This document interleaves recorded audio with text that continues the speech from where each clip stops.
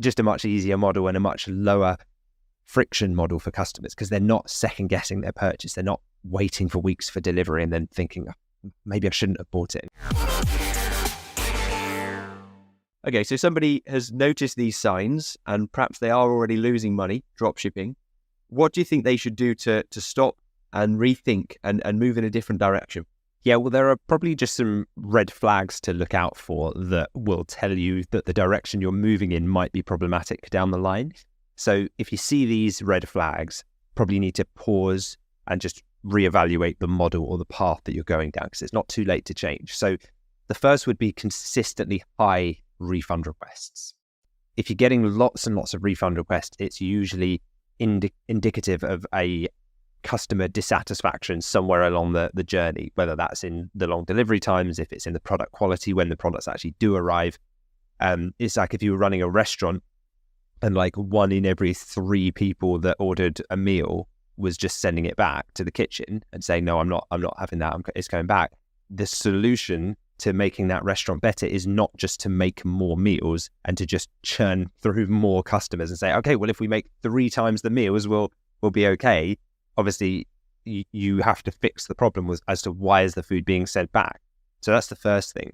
Poor product quality, which is a symptom of an earlier problem, which is using low quality suppliers and things like that. The second would be negative reviews and low ratings. So again, that's due to poor product quality or service not meeting expectations. A review could be based on the fact that it's taken 3 weeks for the item to get there and missed the important date that they ordered it for, or whatever the product you're selling is. You know, imagine a hotel that has bad reviews. You go on TripAdvisor and you look at the reviews and you see that it's like 1 out of 5 stars. You're not going to book that hotel. So customers are the same with your e-commerce store. If they see the reviews are awful, they won't choose to buy from you in the first place. And then the other thing is if your profits are really slim despite significant sales. So if you're making sales, but you're just not making enough profit, it's likely that the reason for that is because the acquisition cost to acquire the sales through advertising channels is eating up all of your profit margin, especially when you add in things like import taxes on these products. And you start factoring in like currency exchange rates because you're having to pay for the items in dollars and then you're charging your customers in pounds, but then you've got to, deduct the VAT and then you've got to look at the import taxes and all of these extra costs. And occasionally you'll get returns that customers request that obviously can't go back to China.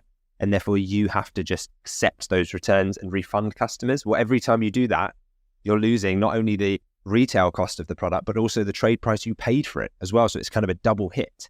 And so at times, running a business like that can feel like you're on a treadmill, but you're just not getting anywhere. You're running and you're like, okay, maybe the solution's to run faster, but you don't get anywhere. So it's really frustrating. And so those are some of the red flags to look for with the current business model. If you're going down that path, maybe it's time to just reevaluate. Yeah, you've got to listen to your customers. I remember when I was trying this traditional dropshipping model, I was getting those signs. So I was getting poor reviews from customers, and I was also seeing the feedback from Facebook ads that I was running. People could see straight through the poor quality products that I was trying to sell. So for example, elasticated shoelaces that I was trying to sell, people saw straight through it. I was getting like hate on my Facebook ads because they could see that they were cheap and poor quality and that I was just trying to do a markup from AliExpress was the model that I was employing. But I should have ignored that. I should have listened to that and realized that what I was trying to sell, ultimately, there either wasn't a market there for it or people could see straight through the type of model that I was trying to run. Also, the returns, I could see I was having returns. I had to return or receive a return of a customer's product that was sent over to Canada from China. And then that product was then returned from Canada to me in the UK, which I'm not very good for the global emissions, so don't come down on me on that. But I mean, aside from that, the actual packaging as well was horrendous, absolutely stank. And it was just an awful experience. And I realized that what I was trying to do, really, there's all these signs coming together to make me realize that there's no money in this and I needed to rethink that model. So there are obviously alternative models and you need to heed these warnings. What do you think is an alternative and why is it more effective than what we've talked about already? Well, the model that I use and now teach inside Dropship Unlocked is the home turf advantage model. And so the reasons why this model solves a lot of the issues that we've talked about is because it was designed exactly for that reason. It was like an antidote to the problems that we were seeing emerge with the traditional, more prevalent, more problematic model of dropshipping. So firstly, partnering with domestic suppliers. So for us, if we're running businesses in the UK, that's UK suppliers who are in the UK, distributors of the products who are here, have the product already within the borders of the UK. That ensures much faster delivery. It ensures better quality control because the supplier will have some element of quality control where they've already checked the products are okay before they're sent out.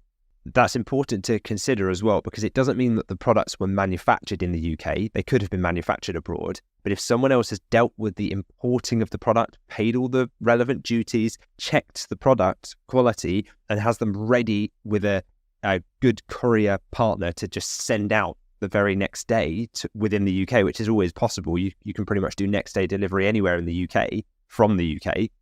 Then it's just a much easier model and a much lower friction model for customers because they're not second guessing their purchase. They're not waiting for weeks for delivery and then thinking, maybe I shouldn't have bought it. And you get that buyer's remorse.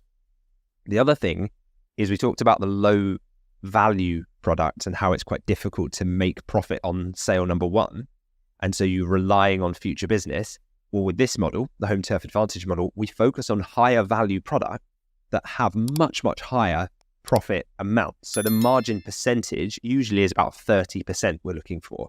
So if you sell a premium £2,000 sofa, like a really nice luxury 3-piece corner sofa unit, that might be £2,000. That might net you £600 in profit once you've paid the supplier the £1,400 for it that they charge at trade price because you have a trade account with that supplier. And by the way, consumers, other customers can't go to that supplier and buy the product for trade price because they're not a retailer. So you're not going to have that issue that you talked about where people are saying, hey, why don't you just buy it from AliExpress or buy it from the supplier? If they tried to do that, the supplier would say, sorry, we don't sell to the public. We only sell through retailers, i.e. through stores like ours.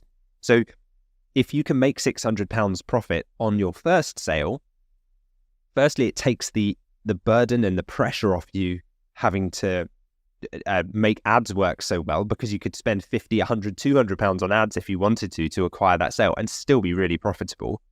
But it also means you don't need to wait until sale number 2 or sale number 3 to make your profit. So it simplifies the whole e-commerce model dramatically because you can just make your profit on sale number 1. Now they might come back later and buy a chair or a blanket or something else from you that they also need down there in their home down the line once you're able to remarket to them through email or through ads. But you've already paid the money to acquire that customer and made a profit on the front end, which is really important.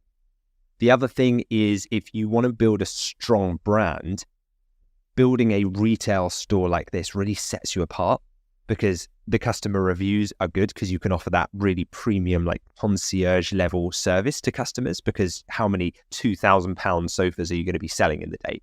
Maybe 1, maybe 2, but that's okay. You make £600 or £1,200 in profit.